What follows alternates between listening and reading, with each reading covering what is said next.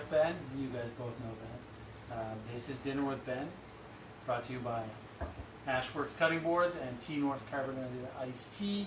And today we are making sushi.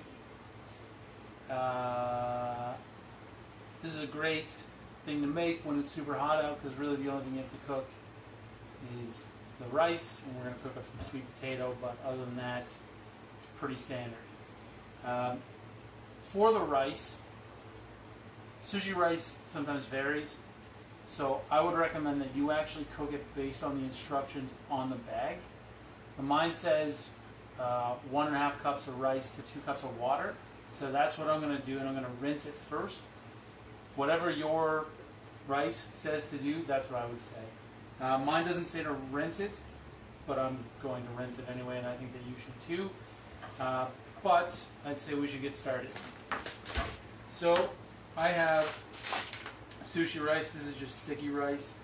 It's President's Choice, and it says, an authentic Japanese-style short grain rice, ideal for preparing sushi, Asian desserts, and rice pudding. So that's what I'm using today. Again, whatever rice you're using, follow the instructions on the bag, but rinse it first.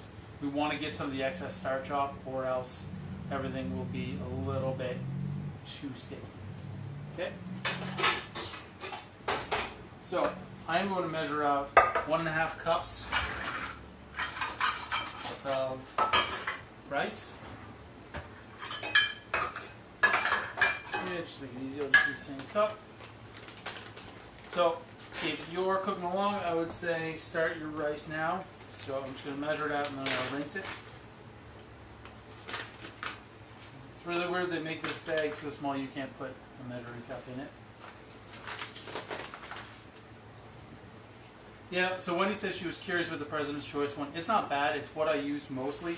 I actually had trouble finding anything else. So I guess this is, other than in like Asian grocery stores, but just in regular grocery stores, finding anything other than this was kind of difficult. So there's 1/2 cup, 1 cup,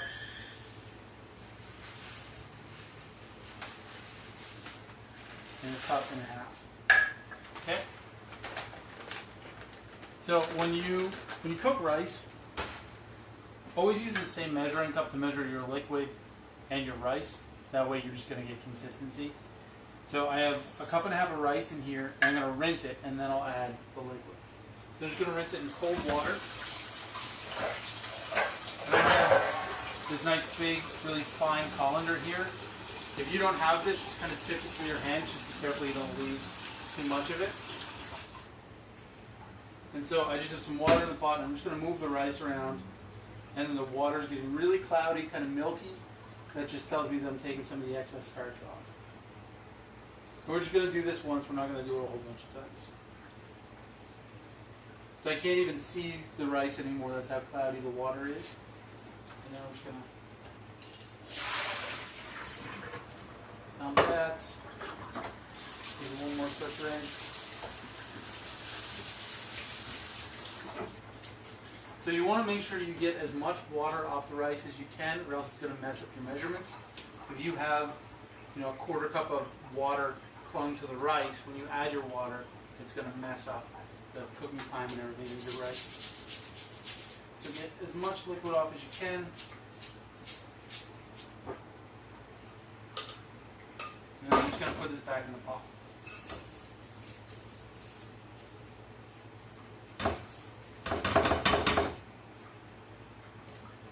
Now, because I am imperfect, I am not going to add the full 2 cups of water to my rice. The reason being, there is still water stuck to the rice, so I'm going to add just under 2 cups. I'll probably take out about 2 tablespoons would be my guess, just to kind of compensate for the water that's stuck to the rice. So 2 cups of water, just about.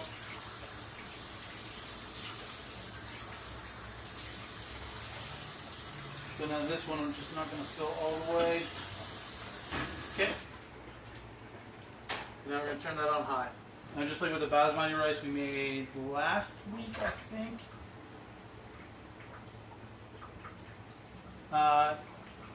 Deanna Stevens just said she's driving now, but she doesn't want to miss out. Can she watch this later? Yes, you can. Yeah, the video will be up later on as well. As soon as we're done, I'll post it. So just like when we made the basmati rice last week, what we're going to do is bring it to a boil, reduce the heat to a simmer, put a lid on it, and let it go. Now, depending on the rice you're using, your time might be slightly different. Mine says to simmer for 12 minutes, then take it off the heat and let it sit for 5 minutes. So again, follow the instructions on your rice, but that's what mine said. So while that's going, we have to make our souring agent, essentially. So sushi came from, how can I word this? Essentially, the way sushi came about is that people would pack fish in fermented rice to preserve it. And originally they would discard the rice. But eventually they started eating it and developing a taste for it. And they would eat it with the fish. So you just walk around with this piece of fish wrapped in fermented rice. Now, after they invented vinegar, they realized that by adding vinegar and a touch of sugar, they could artificially sour the rice. So you get this like sweet sour flavor, which mimics the fermented rice that came before that. So then they started adding vinegar and sugar. So that's why we're going to do that. So essentially what we're doing is mimicking the flavor of fermented rice. Okay? So that's what we're going to do. So we're just going to let this kind of go boil, and while that's doing its thing, I'm going to take a small pot. I have mirin here. So mirin is like a sweet rice wine. Really, that's pretty much what it is. I'm going to take some measuring spoons. And I'm going to measure out 3 tablespoons. So this is 3 tablespoons of mirin to 1.5 cups of rice.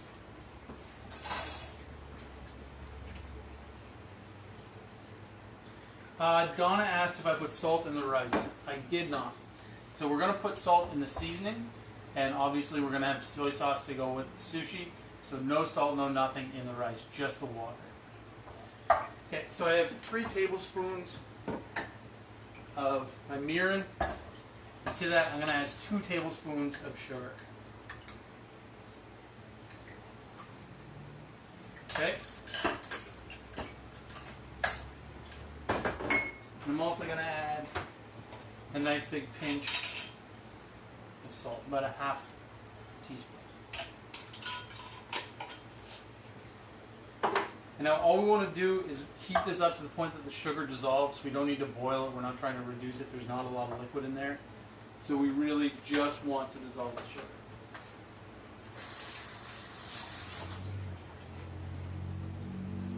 And my rice is almost boiling. So once it does, again, I'm going to reduce the heat, put a lid on it, and let it simmer for 12 minutes. And after 12 minutes, I'll take it off the heat, leave the lid on, and let it steam for another 5 minutes. Okay? So close.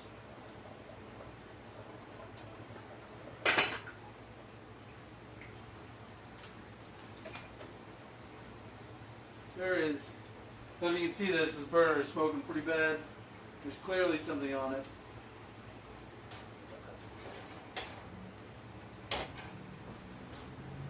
Perfect. Okay, so my rice is simmering, again, for 12 minutes. I have my mirin and sugar on, and it's not going to take much heat to dissolve that sugar. Now, hello Steve, one of my favorite condiments for sushi is actually a spicy mayo, kind of like a sriracha mayo. Now you can make a wasabi mayo if you wanted to. You literally just mix wasabi paste, which I have here, with mayonnaise. But what I'm going to do is actually make a really quick sriracha mayo. So what I'm going to do is take some mayonnaise. So I have just regular old Hellmann's. I'm going to take about a half cup of mayo. Pop this in the fridge. And this mayonnaise goes really well. Sorry. This mayonnaise goes really well on a lot of things. It's really great on sandwiches. It's really great just to kind of have around. So my sugar is pretty much dissolved. I'm going to take my mirin off the heat and just set that aside. That's done. So what we're going to do, I'll get back to the mayonnaise in a second, is once the rice is cooked and it just sat for that 5 minutes, we're going to take the rice out of the pot, put it in a bowl, and we're going to fold in the mirin. Because we want the rice to be a little bit above room temperature. We don't want it to be hot when we make the sushi, because A, it will destroy the nori, it'll just kind of melt it. And B, if we were using raw fish, which I'm not, I'm just using smoked fish, but if we were using raw fish, the fish would cook and it would get really gross. So we really only want the rice to be room temperature.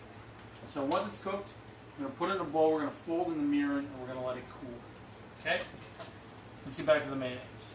So, in this bowl I have just about a half cup of mayo. I'm going to add about a teaspoon of sriracha. Again, you don't have to use sriracha, you could use wasabi paste or whatever you want. It's just, this is what I like. I'm going to add a couple drops of fish sauce. You can use Worcestershire sauce if you want.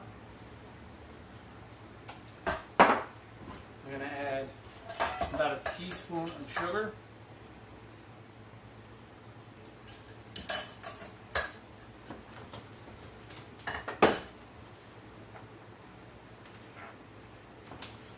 Okay, and I'm going to add about a teaspoon of white vinegar.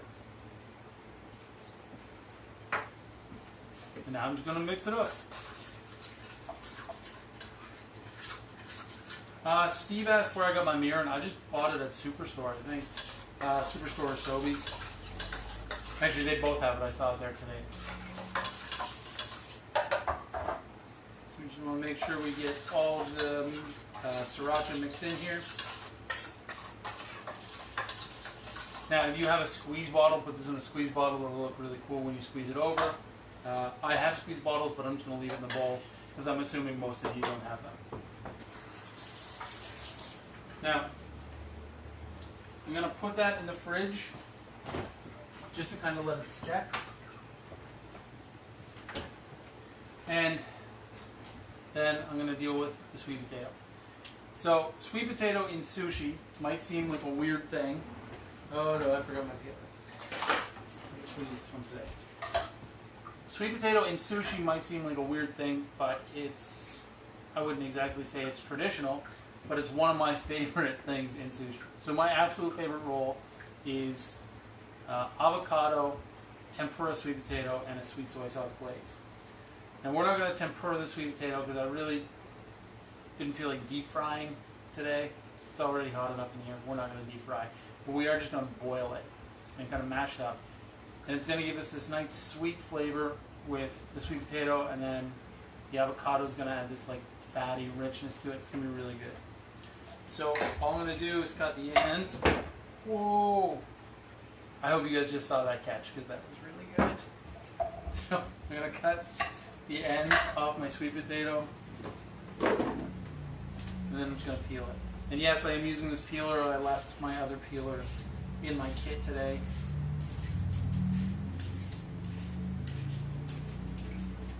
But that's alright. Thanks, Steve. Thanks, Wendy. I'm pretty proud of that catch. That's what we call chef hands. In kitchens, when you're working the line or whatever, the biggest sin you can commit is to let something fall on the floor. Doesn't matter how hot it is, doesn't matter anything, unless it's a knife. You let knives fall.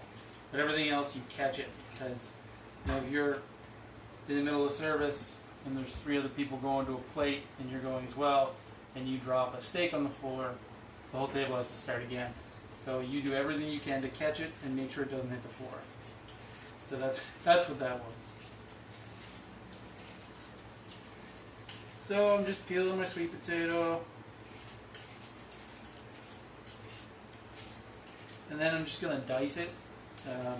Relatively small because we want it to cook fairly quickly.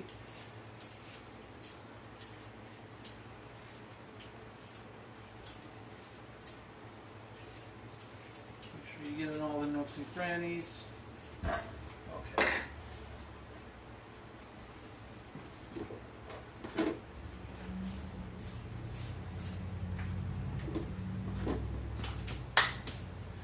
So, I'm just going to cut it in half. With anything like this, always just cut it into a manageable piece.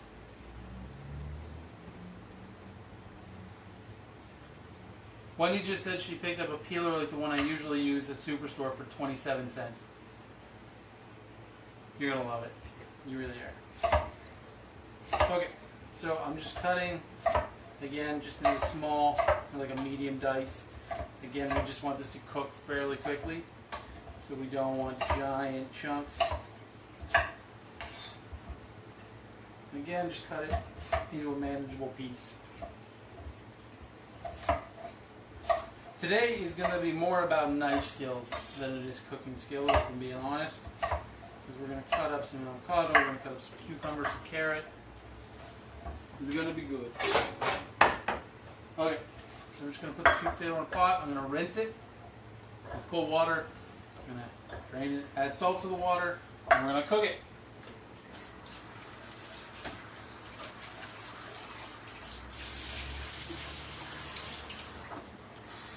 And as always, if I'm going too fast, just say so and I will slow down.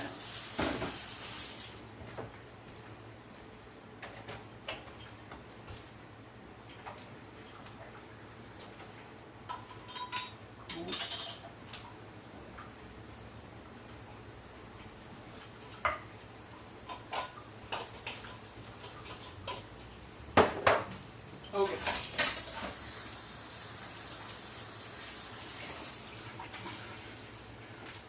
So, sweet potatoes on. My rice has 4 minutes left of simmering, and then again 5 minutes to kind of chill out. I'm going to take a drink of water. And now we can start cutting some veg. So, I have a cucumber here. I already washed it. I'm obviously not going to use this whole thing. But what I am going to do is cut it into pieces just about the length of my index finger. It doesn't have to be, it doesn't really matter that much. We just don't want a giant piece of cucumber that we're going to try and dice. Now, there's a few different ways that we can do this. We can cut in strips like this, which is by far the easiest way to do this, and then you just cut it into small pieces. And that's the easy way. But then there's also the Japanese way to do it, which is where you kind of, no, not like that. Oh, I should say, and I meant to say this in the beginning, I am absolutely not an expert in making sushi. I'm pretty good at it. I've made sushi enough times. And you'll be able to make some pretty good sushi at the end of this. But just bear in mind, I am not an expert at all. Okay? Just a little disclaimer. So, again, we're just going to kind of unroll the cucumber. Now, you don't have to do this. This is just the Japanese technique of doing this. Where you just kind of unroll the cucumber.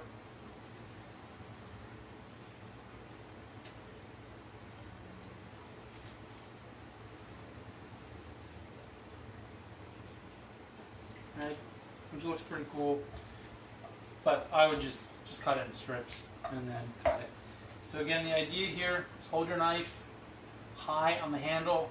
The further back you hold it, the less control you have. So I like to pinch my handle between my thumb and my index finger and wrap my fingers around. But this knife has a fairly thin handle, so it's comfortable to do that. If you have a much bigger handle, you might not find that comfortable. So just get used to holding the knife in your hand. Whatever's comfortable for you is what's important.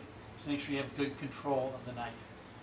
Also, I see people often put their fingers up here. I personally find that really awkward. If you do that, try a different grip. You might find it more comfortable.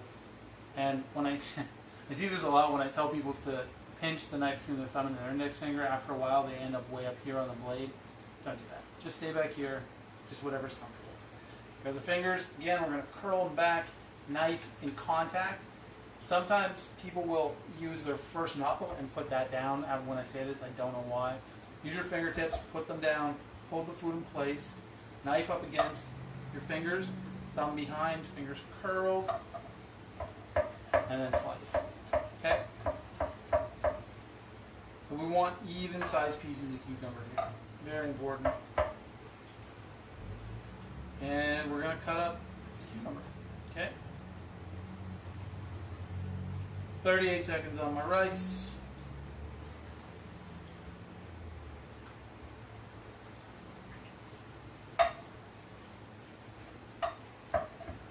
So again, I have my fingers and my knife in contact. The reason being that this way I always know where the knife is in relation to my fingertips, and I don't really have to worry about cutting myself. Okay?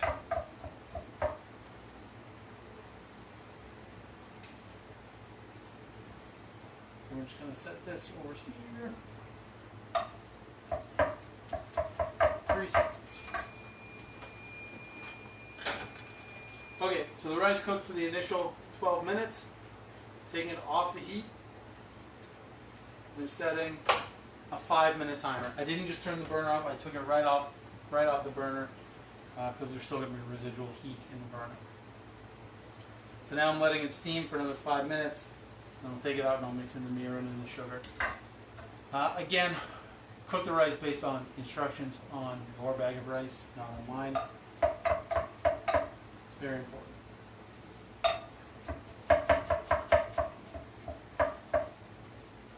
So, one of the techniques that I see people struggle with in terms of knives is chopping or slicing. So, for some reason, people have a tendency to go like this. Okay? It's actually really difficult to cut like that. You need a lot of force, and you have very little control over your knife. Instead, use a sliding motion like this. You can cut either on the pull back or the push forward, whatever works for you. But the knife should never leave the board. Like you can see, the tip of my knife is always in contact with the board.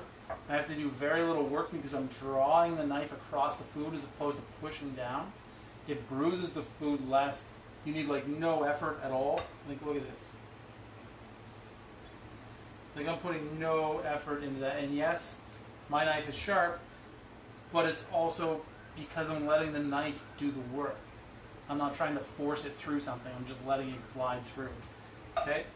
So that's the motion. It's this up and down rocking motion. Okay? There are times when you chop like this, but that's usually for like if you're chopping like a big bunch of herbs or something. Generally, you just want a nice, even, smooth, rocking motion. Okay?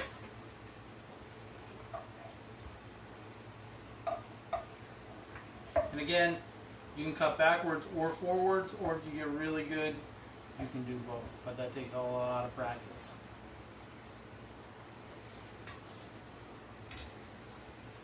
And this little guy got a little mangled, so I'm just going to eat him. Sweet potatoes boiling. I'd say that's more than enough cucumber. And I'm going to cut about the same amount of carrot. And I'm going to peel it. So I didn't peel the whole carrot because I don't want it to dry out in the fridge. I only want to peel what I need.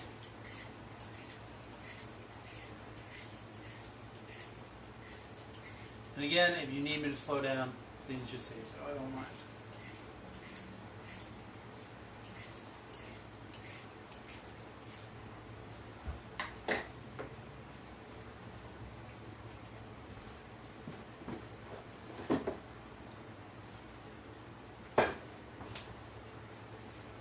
Is that 5 minutes already? Okay, carrot. We're going to do the same thing, pretty much. So the carrot is obviously round, and if I cut here and then try and cut again, it's going to get wobbly on me. So when I made that first cut, I created a flat surface. So move your carrot. Now it's sitting on a flat surface, it's not going to move around on you. Okay? Do this with anything around it, it just makes your life so much easier. Way less chance that the knife is going to slip and you're going to cut yourself. It's much safer to just make a flat surface, and then that prevents the food from moving around.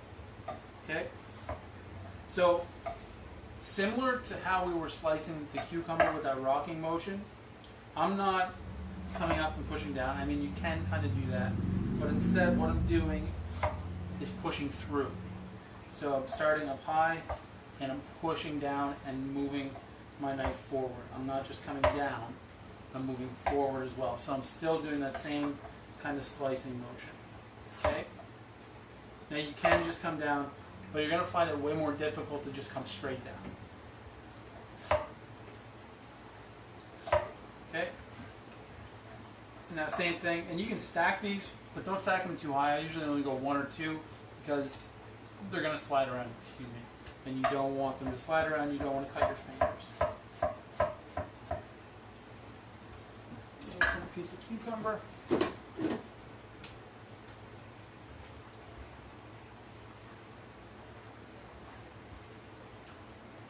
We'll stack these guys over here.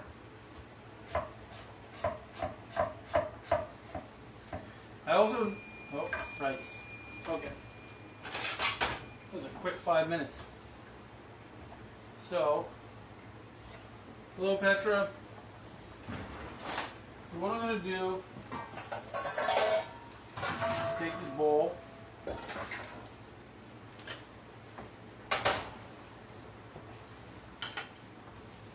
And I have my rice, you can see it, right? So I have this rice paddle that came with my sushi mat. You can just use a spoon, it doesn't matter. And I'm just going to get all of this out of here. Okay.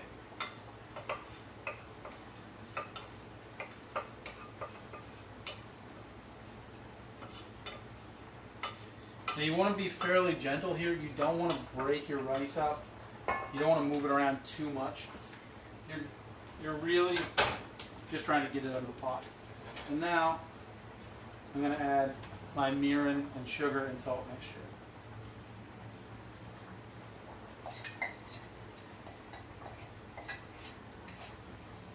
Okay. And now the idea here is, again, I don't want to break my rice up. I just want to bring my paddle or spoon down and just kind of fold it over. Okay? Just like if you're making an angel food cake or something like that. You're not trying to break through the rice. You don't want to whisk it all in. You don't want to mix it up too much. You just want to bring the spoon down and just gently fold the mirin in. Just making sure that all the rice gets covered.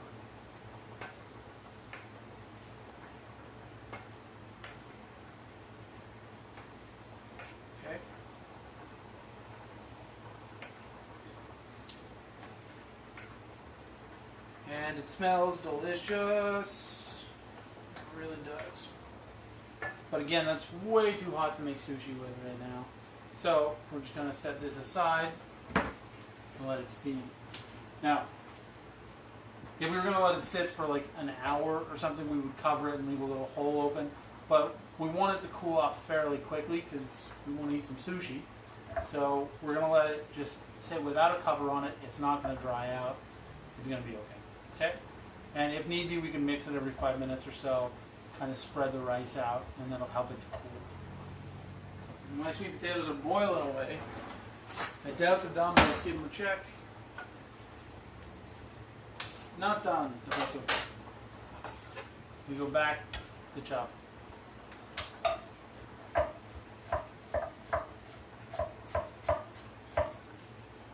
Now, another issue people have is with this method where they have their fingers in contact with the knife is when they get to the very end. So you're chopping, you're chopping, you're chopping, you're chopping, you're chopping, and then you get to the very end, that last slice, and it's really close. Like you can't put your fingertips down. So what I usually do is I'll actually dig the very ends of my fingertip or my fingernails in. I'm not jamming my fingers in. I'm just using them enough to hold the carrot in place or whatever it is. And that gives me enough room so that I can make just the right slice, right? But again, even if you're doing that, you gotta hold your fingers up or else you're gonna cut into your fingernail, and you definitely don't want to do that.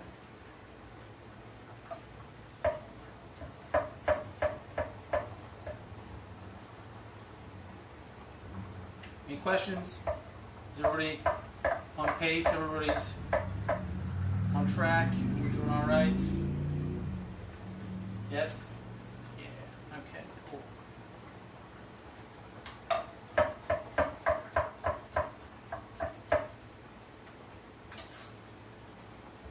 So, as I was saying earlier about the history of sushi, it started out as just fermented rice wrapped around fish to preserve it. Nori didn't really exist until, I think, the late 1700s. Donna, your rice is a little soggy. Did you probably just let it steam for a little while longer, or if the rice is cooked, you can drain the liquid off.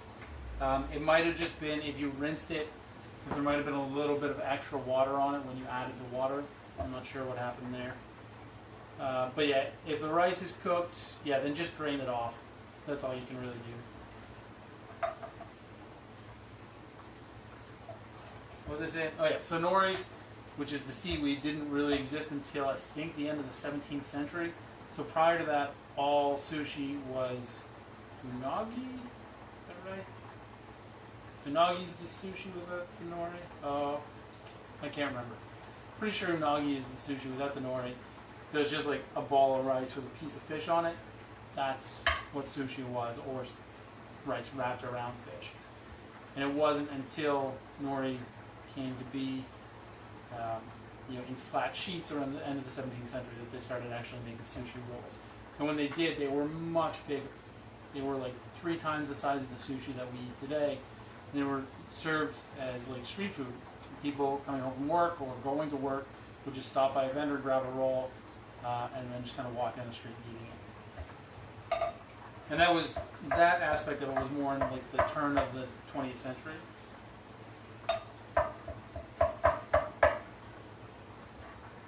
Okay.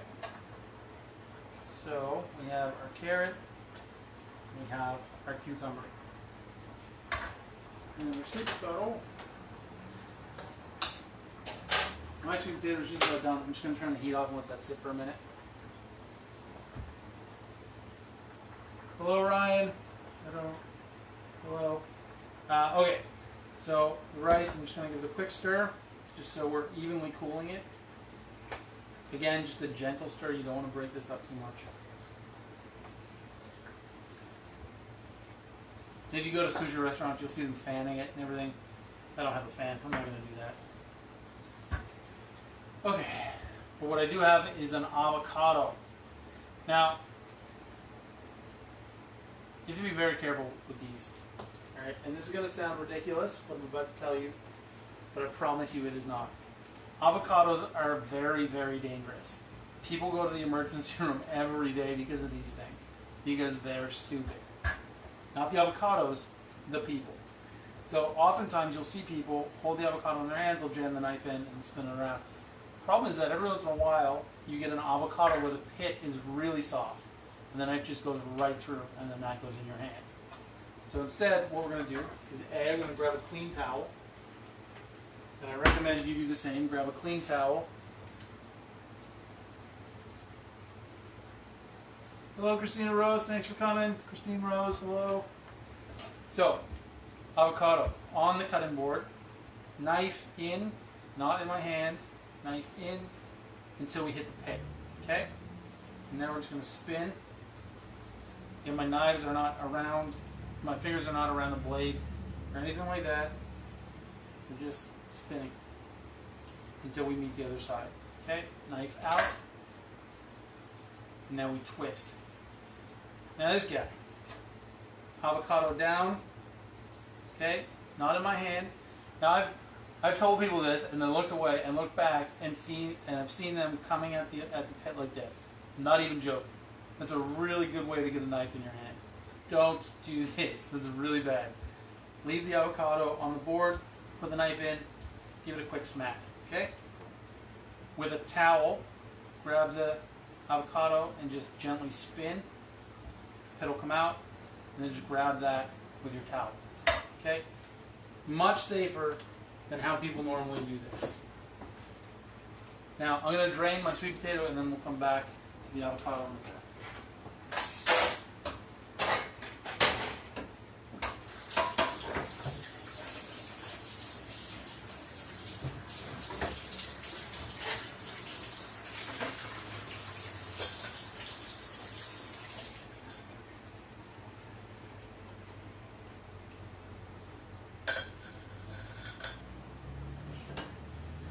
just going to leave it in the colander, kind of let it steam, cool down a bit.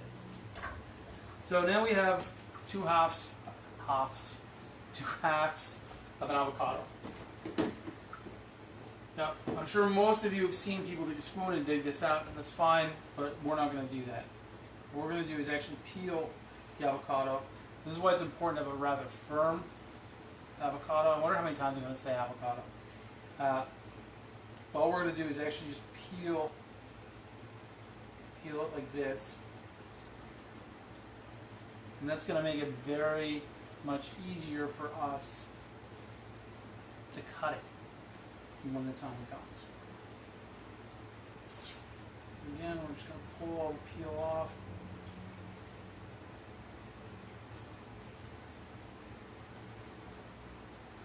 Just like that. And then I just have this really nice, firm piece of avocado. I'm just going to set that aside.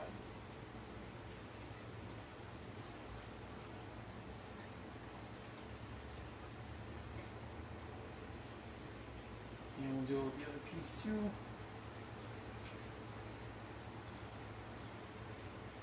Hello, Mike. Thanks for joining us.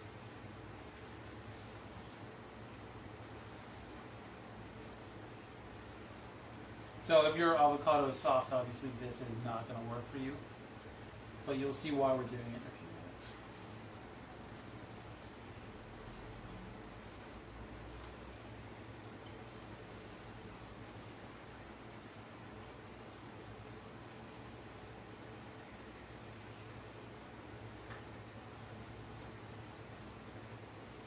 Okay. So there we go. So then I just threw a bunch of avocado on the floor. Perfect.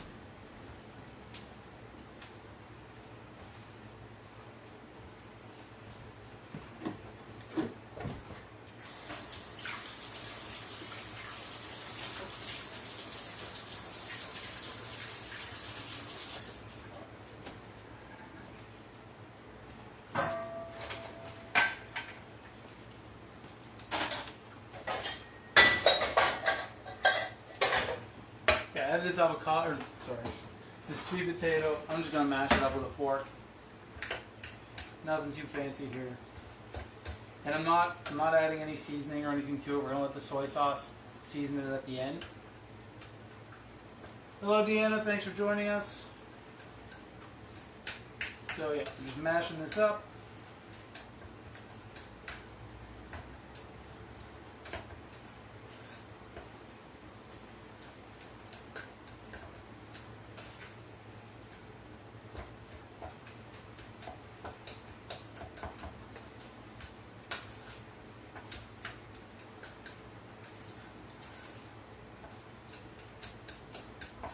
So making sushi is really all about just having everything prepared and ready to go. You don't want to start rolling the sushi and then have to like stop and prep something. You just want everything there ready when you need it.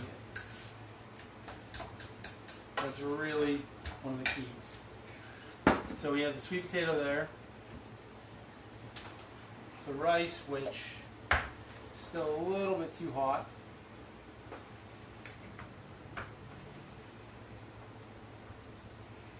That's okay. We'll keep that set aside. Then we're just going to keep kind of setting up. I'm actually going to move this stuff out of the way for now.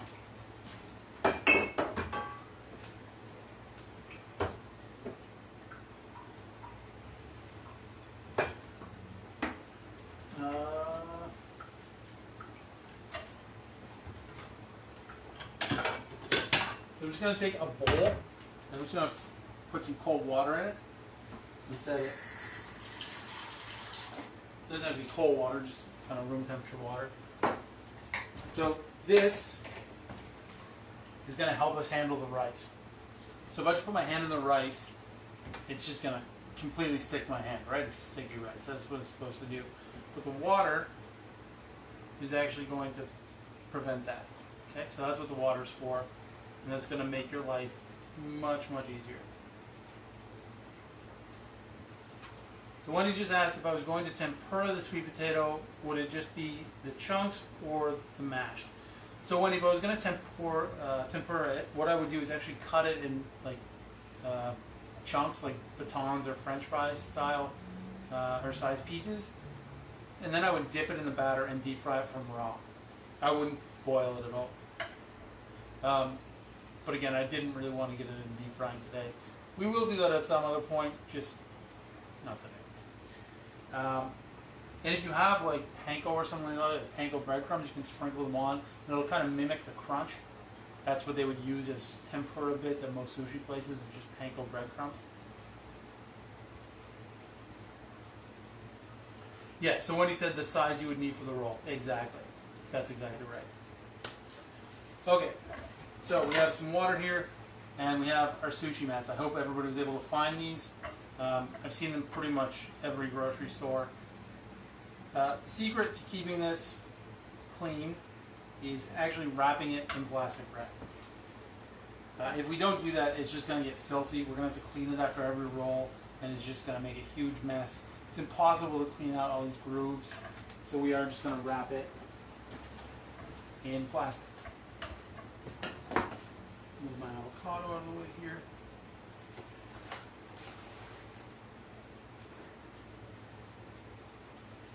So we want to make sure it's completely covered.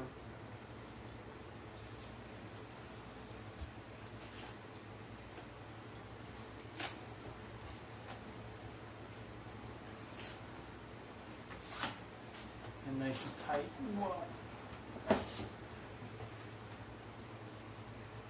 Just dragging that avocado with me. So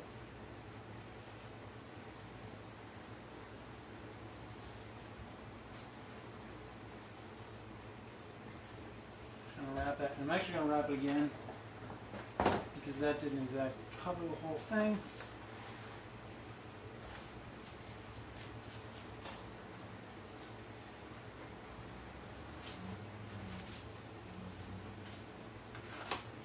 Okay.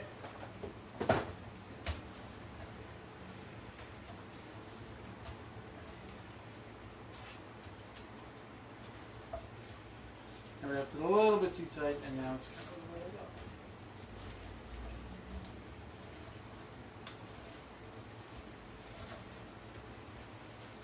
That's okay.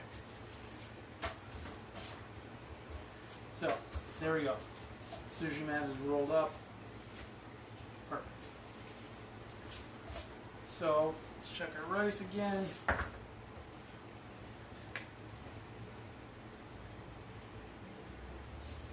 Still a little bit too warm.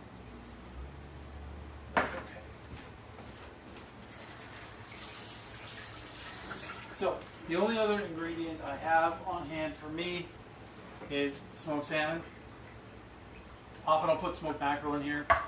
I'm not going to use shrimp or crab or anything like that because I'm allergic to it. But if you guys have that on hand, that's absolutely fine.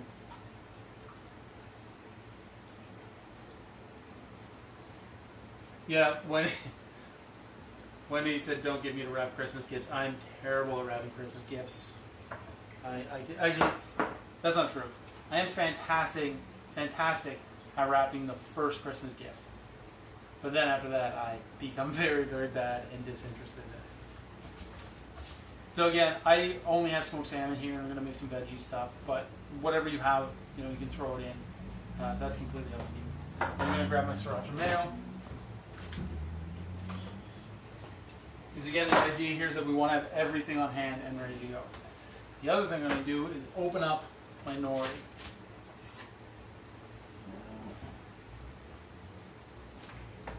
Just going to slice open the top of the package here and pull it all out. Now if you don't use all your nori, just slide it back in here, wrap it in plastic, and it'll be good for a while as long as no moisture gets in. Obviously it's really humid here in Nova Scotia and Ontario and pretty much everywhere at the moment. So it's probably not going to last too long. But as long as no moisture gets to it, it should be fine.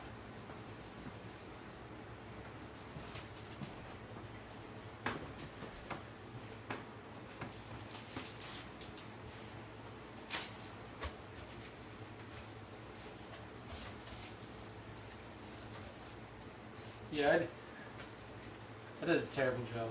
I'm actually just going to rewrap this thing. Thanks, Wendy. You made me doubt myself. Really appreciate it. Hold on.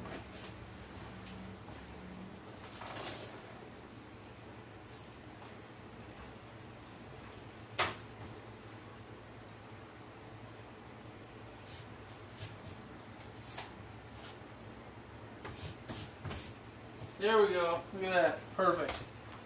Perfect. The first time. Okay.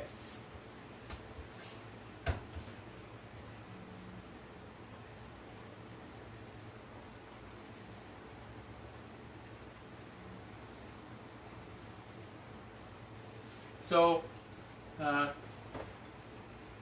Christine Rose just asked about avocados and buying them. So, for sushi, I always err on the side of slightly underripe. Because we're going to slice it so thin, it doesn't matter if it's a little firm. What we don't want is a mushy avocado. So, pick up the avocado, give it a squeeze. It should have, if you squeeze it really hard, you should be able to dent it, but you don't want it to be squishy. You want it to be firm to the touch, and this is true of any avocado. You want it to, I don't have any overripe ones, but you want it to be very, very firm, not rock hard. You do want to be able to put your finger into it slightly, but that's really the secret. And check the top and the bottom as well. Those are kind of two places that usually go a little mushy. Other than that, there's not really much you can do about it. Avocados are one of those things where they're not ripe, and then they're rotten. There is a trick though. If you buy overripe or underripe avocados, you buy them really hard, and you want to use them the next day or in a day or two. Submerge them in flour. There's an enzyme in the flour that will ripen them quicker, but there's not really a way to prevent them from ripening, unfortunately. But that's what I would say about the avocado. Okay, that rice is ready to go. So get a nice clean cloth. I'm going to use what this will do.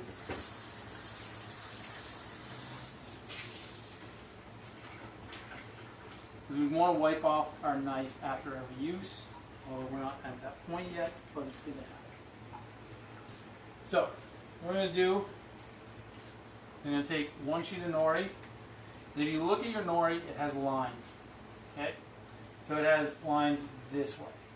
So I want to cut the nori with the lines. Because I'm going to use the lines to help me roll. So I'm just going to cut the sheet in half. Just like that. And I'm going to put the nori down on the mat. So I'm going to wet my hands a little bit. I'm going to pick up some rice and put it on my nori.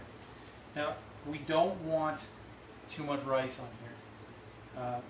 We want about 1 grain thick of rice. If we put more than that, the roll is going to be too big. It's not really going to stay together.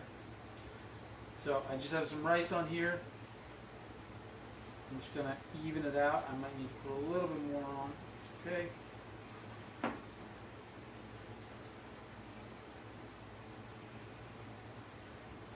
We just want a nice even layer, and we want to leave a lip at the end.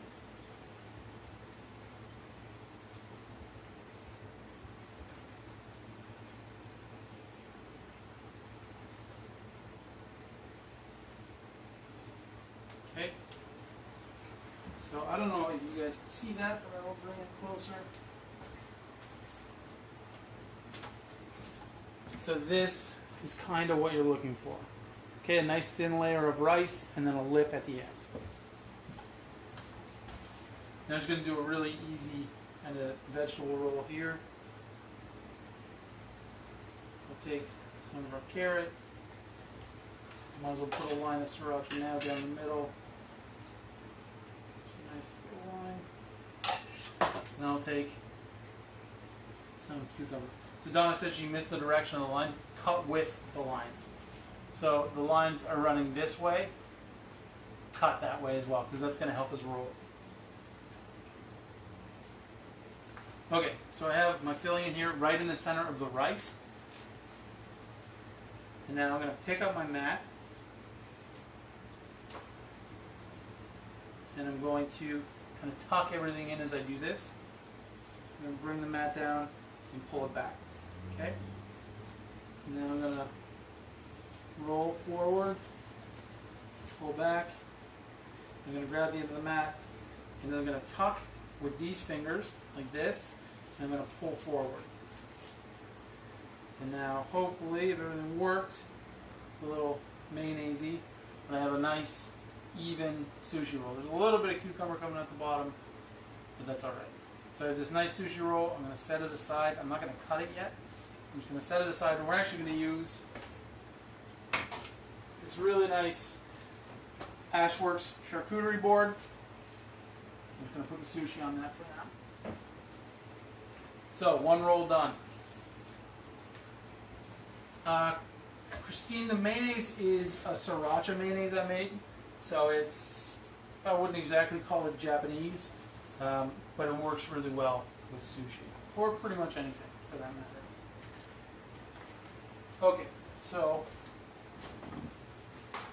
you can imagine if I didn't have the plastic wrap on here, how dirty the mat would be with all that mayonnaise that just went everywhere.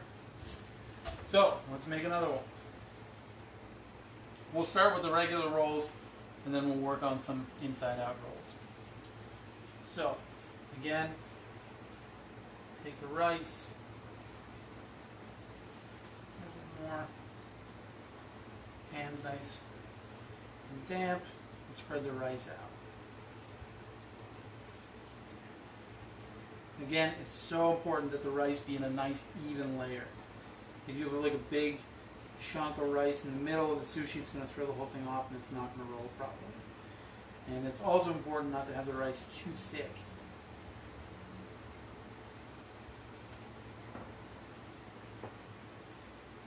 Okay, so I have some rice. Let's do a little bit of smoked salmon. So I'm just going to cut this in nice strips. And I actually really like smoked salmon and cucumber. So I'm going to put a little cucumber in here too. I believe the charcuterie board is on the website. Donna or Steve, can you answer that question? Thank you, Steve. So Steve says it is. Perfect. So, again, I have smoked salmon and some cucumber. I'm going to lift up my mat. I'm going to tuck as I go. Pull back, roll, and tuck. Okay?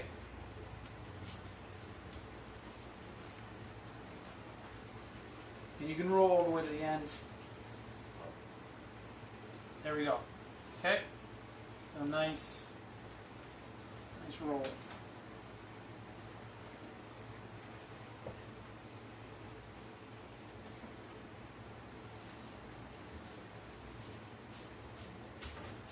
Okay, let's use the avocado.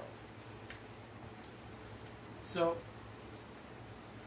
actually, yeah, what we're going to do, we're going to take one of our nori sheets and we're going to cut it, just like the other ones, with the grain. Okay. Put it down, we're going to put the rice on it.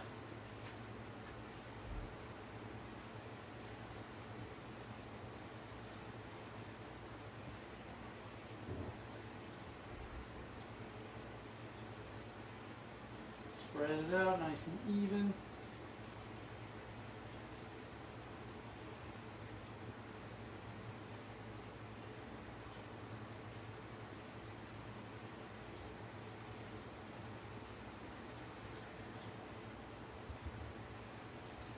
Okay, nice and even. Now we're actually going to set this aside for a second. I'm going to take my avocado and just using the tip my knife. I'm going to slice it as thin as I can. Okay, I'm actually going to slice this.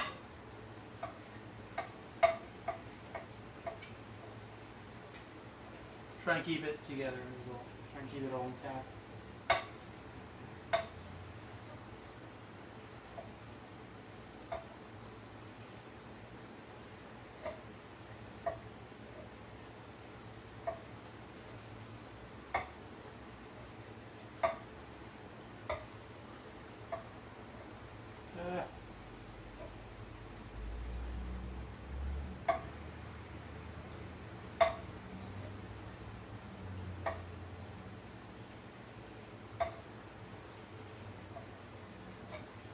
Okay.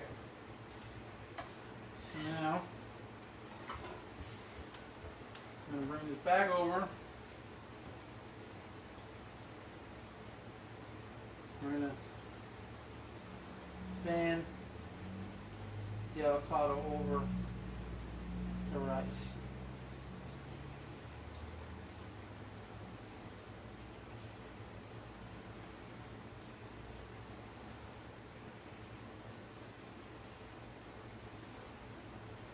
Very important that the avocado be really thin for this.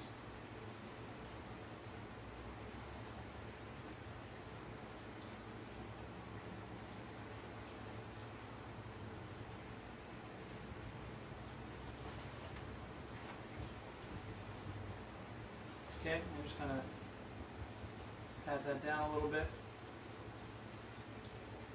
Try and get it as even as you can. So, I'm going to flip this over very carefully. Spin this around. No, it's. And now I'm going to take some more smoked salmon. I don't know if this one's going to work. I'm a little nervous about it. A little bit more smoked salmon.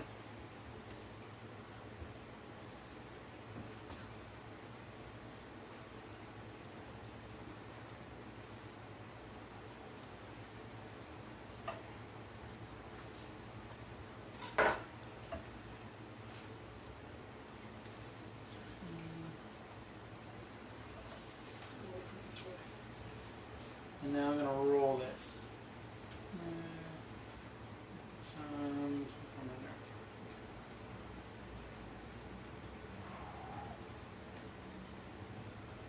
I don't know if this is going to work. We'll see. It's definitely a little bit too far up there.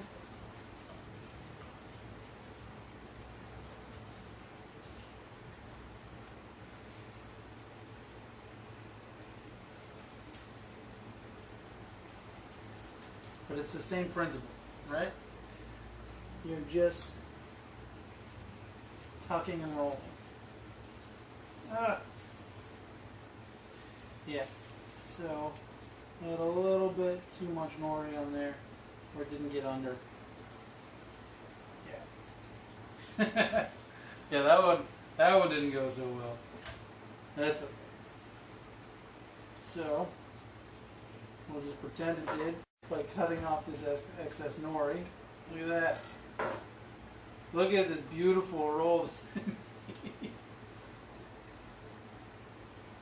Okay, that one's gonna go in the snack pile. Guys, like I said, I am not an expert in making sushi at all.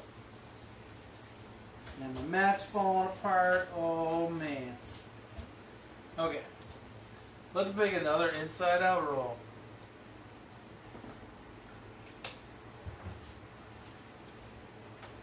So, what we're gonna do, hopefully this will work a little better, is I'm going to do the same thing. Take some rice. I'm going to spread it out.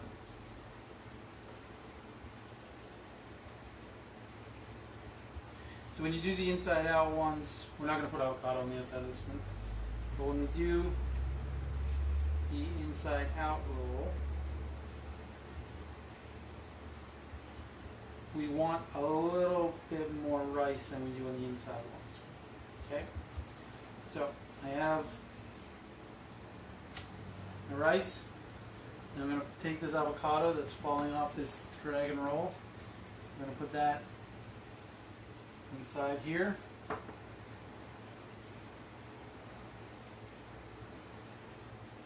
Okay, we're going to put some smoked salmon inside here.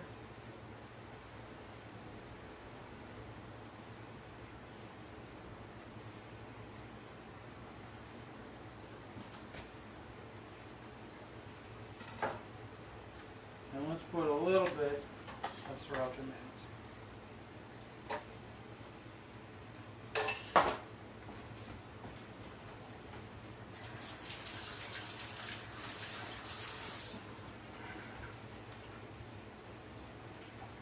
Okay.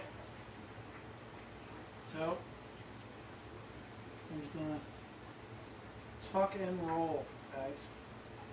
All right?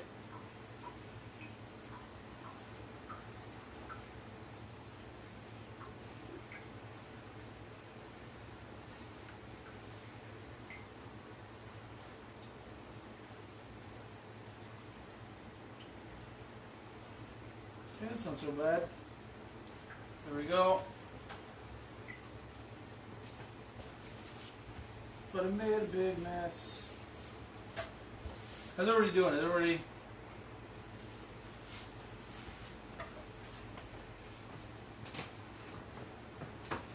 having a good time?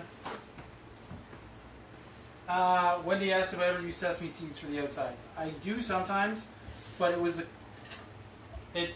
I gotta find a balance when I'm doing these shows as to like how many different ingredients I want you guys to buy.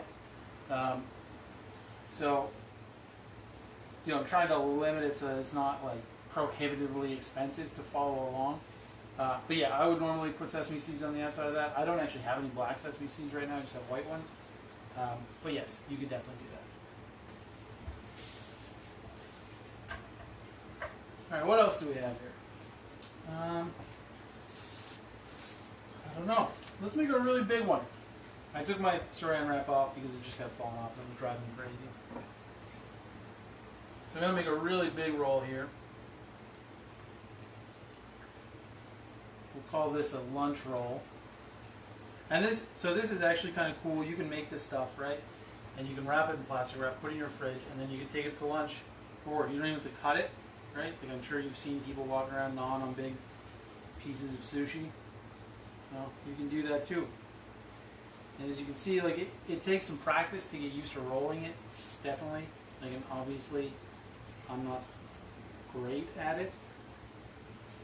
But, I mean, you can make passable sushi. It's a really healthy lunch, really healthy dinner. And it's really delicious. Oh, good question. Thank you. Darren said that I have not used the sweet potato yet. Fantastic. Thank you. So we're going to make a really big sweet potato roll. Awesome. I knew I was missing something.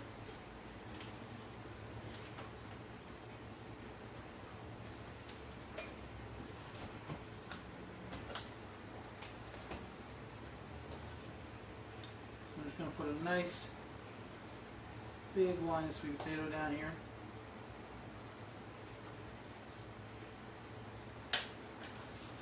And I'm going to put some avocado in here.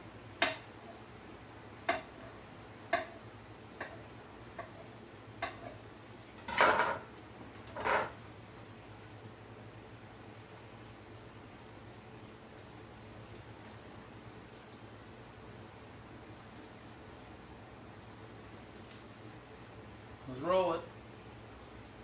Hi Max, thanks for joining us. Ooh, this is a big one.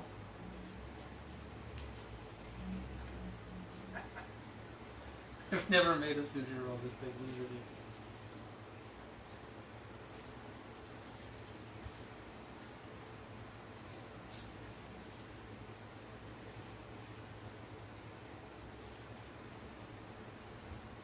I'm just going to roll it again just to kind of even it out there. So this is a really big sushi roll, but this is like about the size that they traditionally would have been, like the original rolls at the turn of the century. That's nice. I'm excited to eat that actually.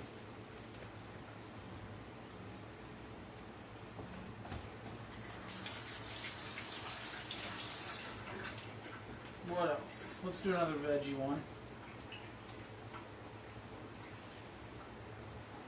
Or actually, I have some pickled ginger here. I don't know if I put it on your lists or not, but I have some. So I'm actually going to take a little bit of it.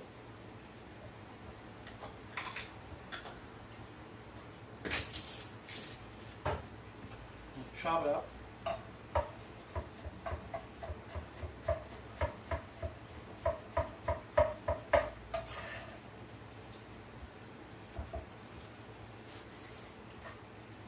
Also, I'm not sure if you've noticed, but it's very important when making sushi to work clean.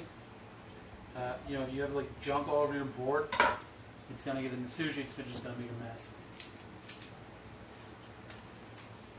So, I'm going to give that a quick fry.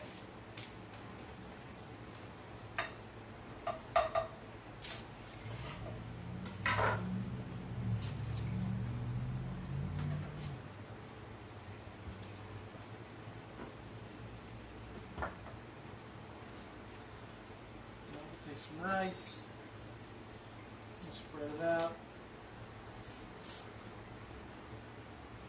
And again, whatever you have, you know, you can put in your sushi. It doesn't have to be the exact ingredients I have. This is just what I like. And again, I would normally put smoked mackerel in here, but that's okay. So I'm going to put a little bit of this pickled ginger in here. I'm going to put some smoked salmon in here.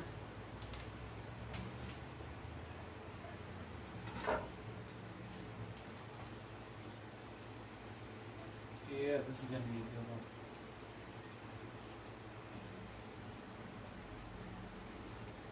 Okay, some salmon. A little bit of cucumber to cool down that ginger. I'll roll it up.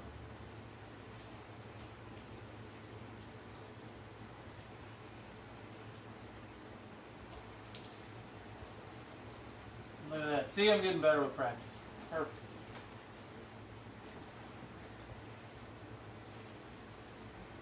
Okay, I'm going to try another inside-out roll, another dragon roll. Rinse this off.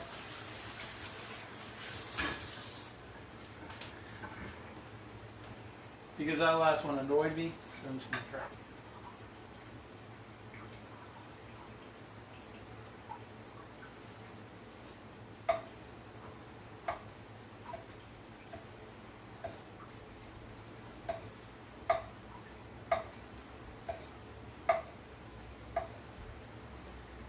I have to admit, this one's more for my benefit than yours. I'm just annoyed.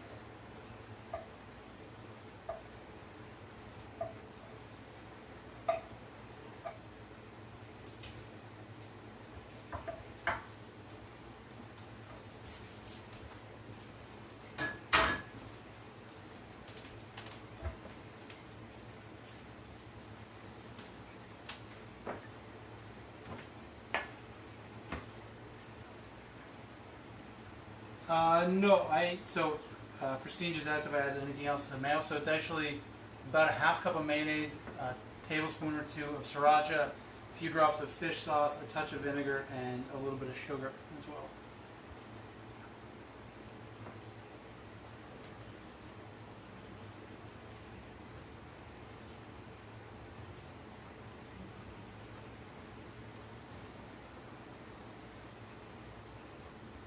Okay. Spread the rice nice and thin. Check. I already dropped my avocado.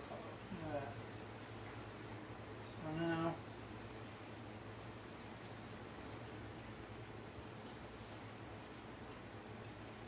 just gonna fan this guy out.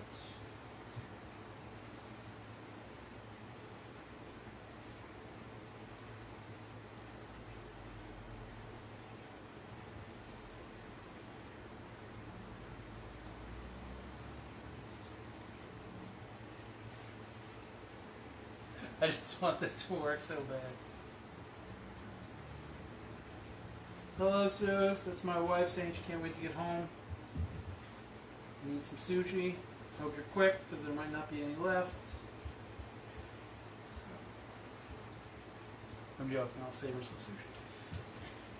So, flip that over. Let's try the exact same thing we did before.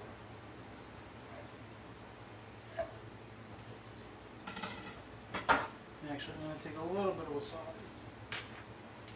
If I can.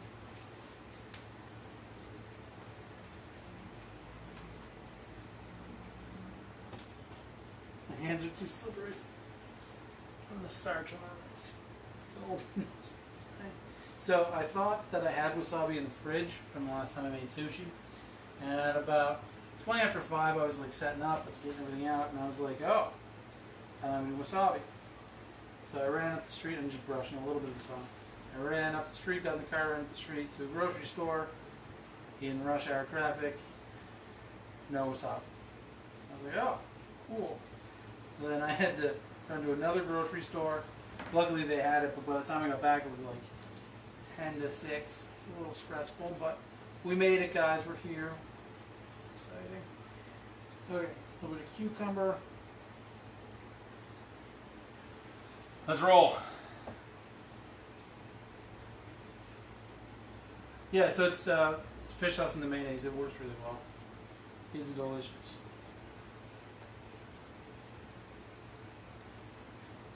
Oh, guys. I don't know.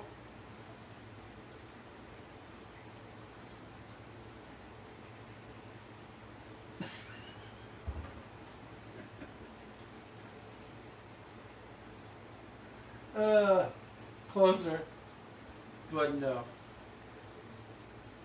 Nope. I think my avocado is too hard. I'm gonna blame it on the avocado. Well, that's okay. I'm just gonna leave it there. No, I'll put this with the shame one from before.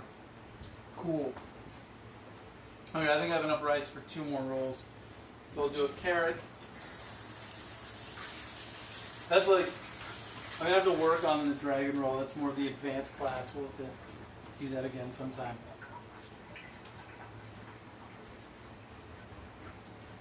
I did say that I'm not an expert in making sushi. Okay.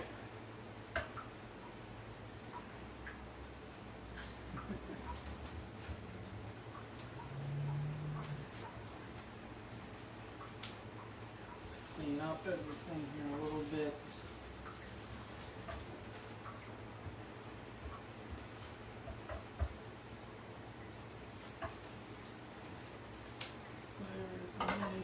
So we're going to do a nice carrot and sushi.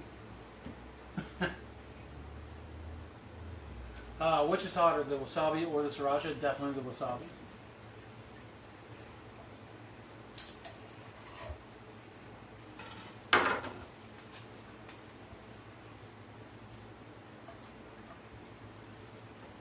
Yeah, Wendy's right. I will be rolling sushi tomorrow to get this right. I'll be rolling sushi until I get it perfect. Although, if you go through my Instagram, there is a picture of a dragon roll I made a while ago that came out really nice. But for some reason I just can't seem to nail it right now, but that's okay.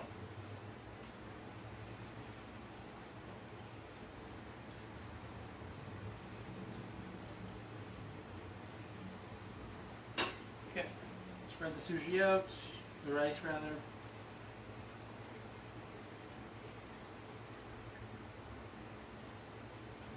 So when you, in Japan, when you learn to make sushi, I'm sure most of you know this, you don't touch fish for like the first 7 years. All you do is learn to master the rice. That's it. So think about that. Like all you do for 7 years. First, all you do is rinse the rice. You do it. You rinse it. They rinse it, I think, 12 or 13 times, and so that's your job for like 2-3 years. All you do is rinse the rice before you ever get to cook it, before you ever get to make sushi. And then, you move on to actually cooking it, and then it takes you 5 years to master that, and then may finally let you touch fish and actually make the roll. And then I'm sure it takes you a long time to master that as well. Which, I mean, it's crazy to think the amount of work that these people put into mastering their art, which is wicked. And then I'm here just fumbling around all thumbs trying to roll sushi. Okay.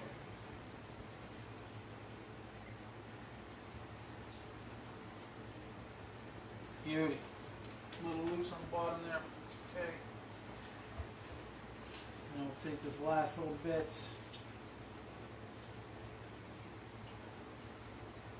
And we'll do another avocado sweet potato roll.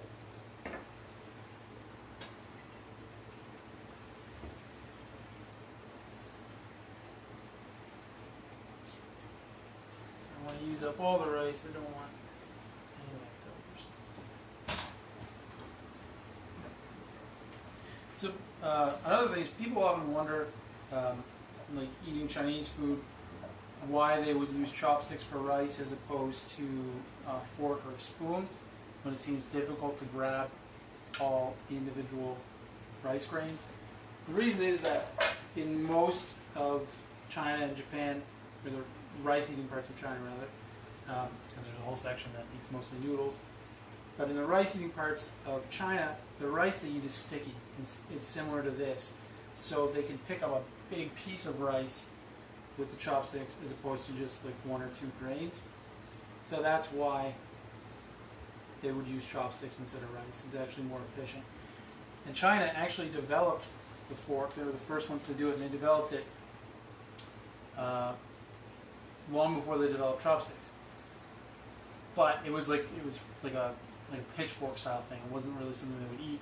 And they never, I think they did eventually convert it to using it for food, but it didn't catch on. They just started using chopsticks. Probably it was like first they would use 2 sticks to grab coals out of a fire or something. And then eventually they started using them to eat, and that has been happening for thousands and thousands of years in China.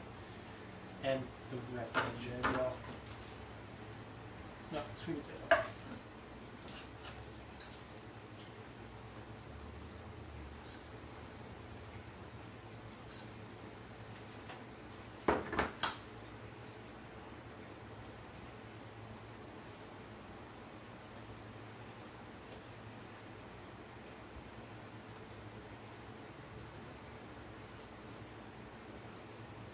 Yeah, Wendy said smoked eel or marinated shiitake mushrooms. Very, very good idea.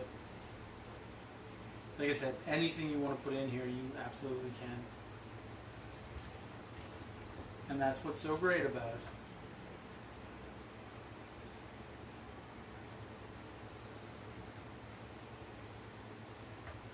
Yeah, I filled it. This is what happens when you put too much rice in. I was trying to use up the last little bit of rice, and I overfilled it. But whatever, we're going to use it anyway.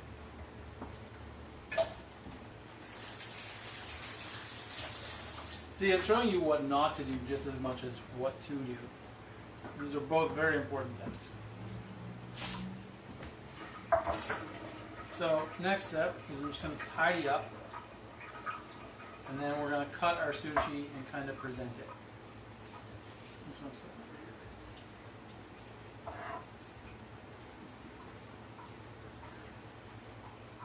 So, move all this stuff out of the way.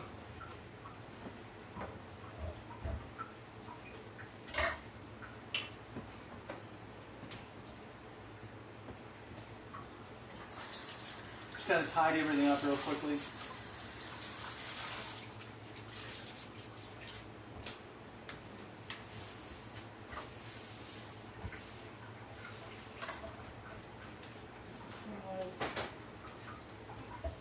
These for now.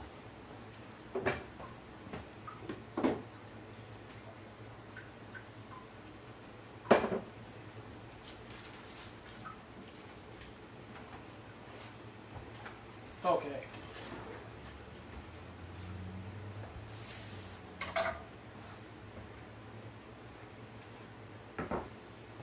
So we want a nice dry board, but we want a damp cloth. Because there's so much starch in the rice, when we cut down through the sushi, it's going to stick to the knife. So if we don't clean it after every slice, it's going to make a huge mess. Now again, my knife is pretty sharp. I just sharpened it. I just sharpened my knife.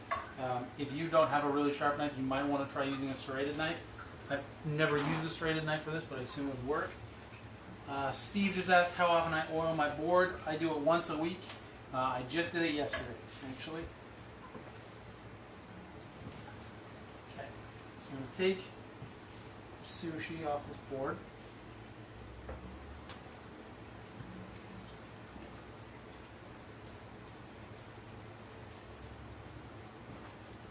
And do a quick wipe.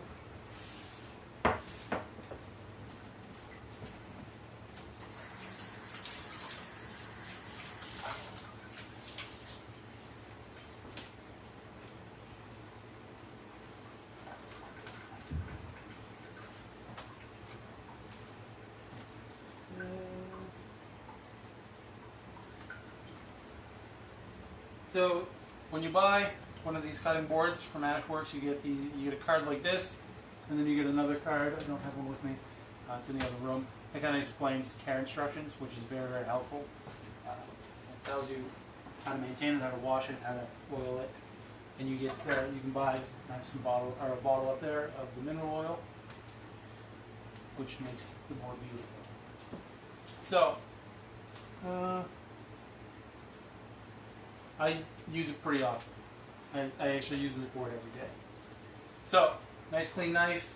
What I'm going to do is, after I make my initial slice, I'm actually going to bring 2 fingers over and put them beside the blade, not under it, but beside them, just so that the nori doesn't tear. And then I'm going to just wipe my knife off. Okay?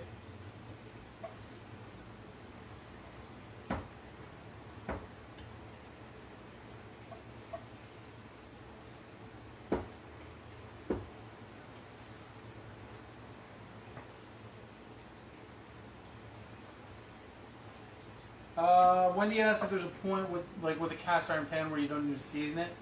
I doubt it. I think you would probably just need to consistently do it, just because the wood is going to, especially if you're using your board regularly, the wood is going to continuously kind of get wet, and the grains are going to open. Oh no, I'm wrong. Steve says he thinks so. Sorry. I'll let him answer the question. He's the one who makes the boards. He knows more than I do about it. So we slice, we slice, we slice.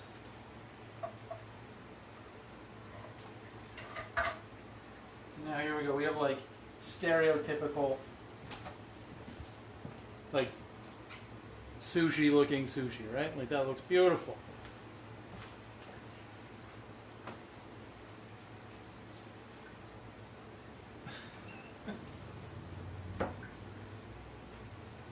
I'm just going to line these up like that, and then we'll cut the next one.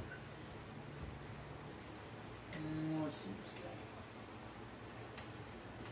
So if you're cutting an inside out roll like this, you're going to want damp hands for the same reason.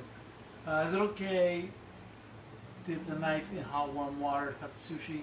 I would say cold water would be better. You don't really want to put hot water on it, but yeah, water's fine.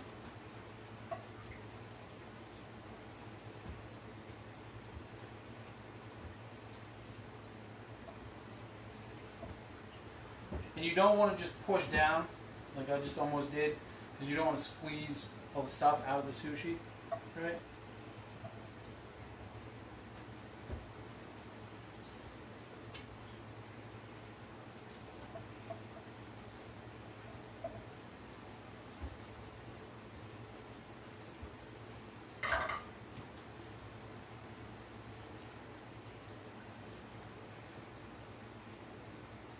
Now same thing, you can kind of see a nice, nope. It's kind of falling apart in my hand, but you get the idea.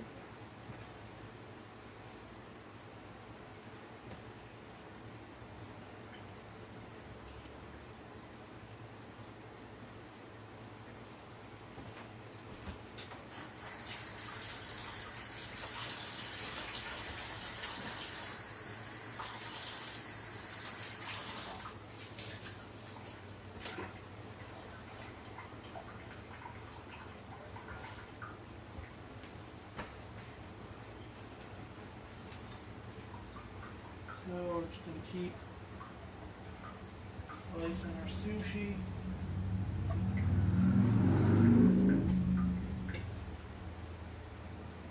I hope my wife is coming home soon, because if not, I'm definitely going to accidentally eat all this sushi, and I'm not going to feel very good.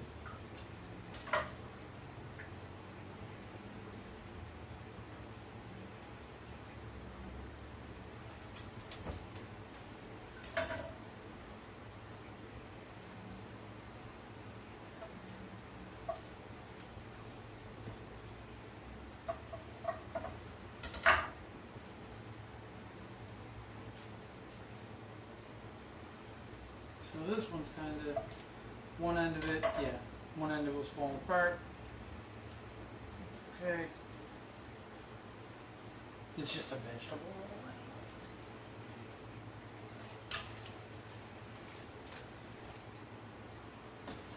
Now the big guy.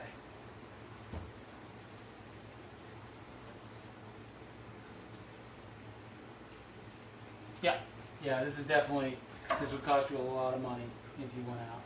And I mean, it's not perfect, guys, let's be honest. But it's going to taste really good. And, yeah, I mean, I'm not, as I'm eating it, I'm not going to be thinking, well, I will be because I'm a perfectionist, but most people are going to be thinking like, oh, this roll isn't perfect. It's just going to taste like good sushi. And it costs you a fraction of the price.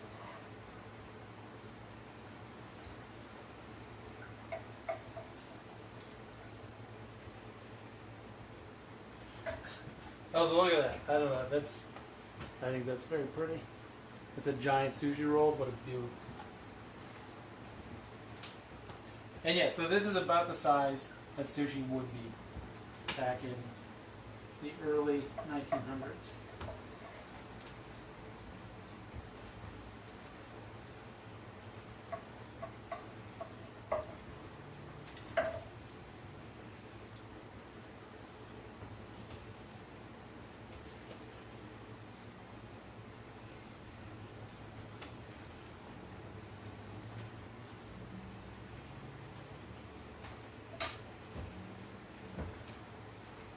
One, other than my graveyard pile over here,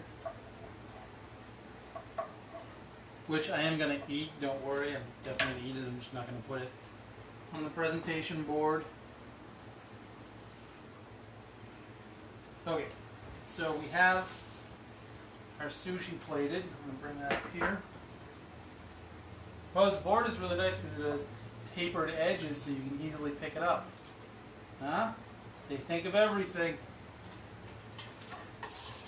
And now I'm going to put a little dollop of the sriracha mayo just on these guys. We're going to take some wasabi paste and just squeeze that. A few little dollops. Now I have some extra veg, like some carrot and some cucumber and stuff. So I'm just kind of gonna use this to garnish a little bit.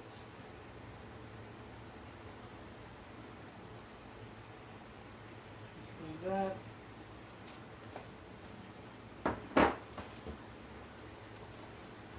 And now a bit pickled ginger.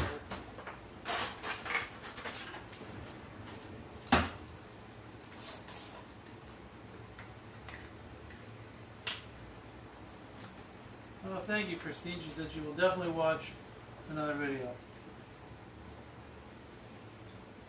So Darren asked if there was a better soy sauce to use for sushi. So I'm actually using mirin, or tamari rather, which is a gluten-free soy sauce because I can't eat gluten. But generally for sushi, try and get a Japanese soy sauce. That's your best bet, really. Chinese soy sauce is a little harsher than most Japanese soy sauces, which have like a cleaner, kind of crisper taste. I'm just going to put a little bit of pickled ginger down in here.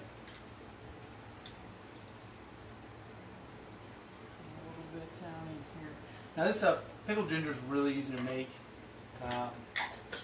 but for some reason I have 2 bottles of it in my fridge, so I didn't really want to bother making any today. But really, I mean, it's pretty much just vinegar, salt, a little bit of sugar, and then a lot of ginger. Well, I can't even get it on. Okay, here we go. So, I don't want this all to fall. Hope you can see that. So we have, you know, a lot of sushi for not very much money. I'm going to get a little dish of soy sauce.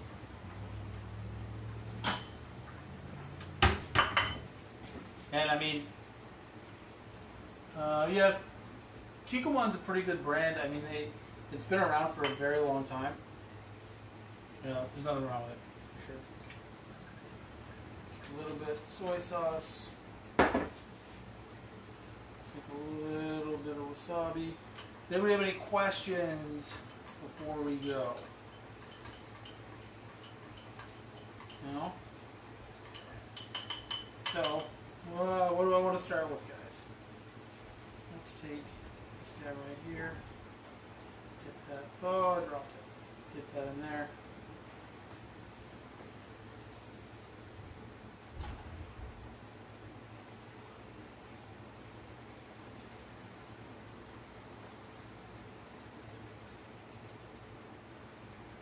That's really good. That's really good. Yeah. Thanks for watching. It's tamari less strong than Kikkoman. So tamari is just so soy sauce is made by fermenting soybeans, and they usually use wheat to help start the fermentation process. So there's wheat in soy sauce. That's why. Tamari is just soy sauce that's made without wheat. It's the same thing. It just doesn't have wheat in it. It's still pretty salty, still pretty strong. I find it has, when you cook it, you lose some of the saltiness. So you have to add a little bit extra salt to things, but eating it like this, it tastes pretty much the same as soy sauce. And I would say it is pretty much on par with Kikkoman. So what else do we have here? Thank you, Patrick.